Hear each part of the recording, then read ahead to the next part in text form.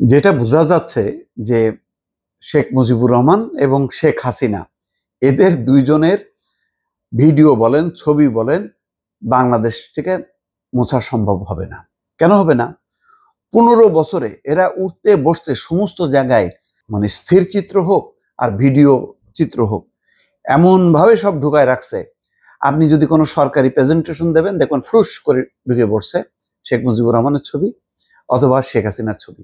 তেমন একটা ঘটনা ঘটছে সেই রংপুরে মৎস্য এবং প্রাণী সম্পদ মন্ত্রণালয়ের উপদেষ্টা ফরিদা আক্তার উপস্থিতিতে বিভাগীয় পর্যালোচনা সভার ভার্চুয়াল প্রেজেন্টেশনে শেখ মুজিবুর রহমান এবং শেখ হাসিনার ছবি প্রদর্শনের ঘটনা ঘটছে।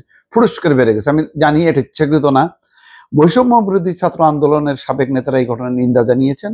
আর উপদেষ্টা ফরিদা আক্তার বলছেন এটা গ্রহণযোগ্য নয়, ফ্যাসিবাদের অনেক রূপ আমরা লক্ষ্য করছি। আসলে বেচারা এদের দোষ দিয়ে লাভ কি? এরা তো সেই প্রথাগত একভাবে চলতেছে, মনে করতেছে মৎস্য সংক্রান্ত একটা প্রেজেন্টেশন ছবি দেখাবো এর মধ্যে।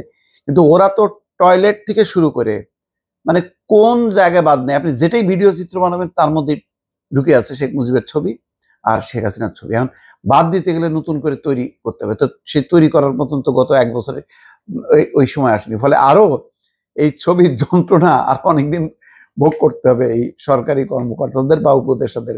নতুন সরকার আসুক, দেখবেন যে তারাও এরকম ভাবে বিব্রত হবে।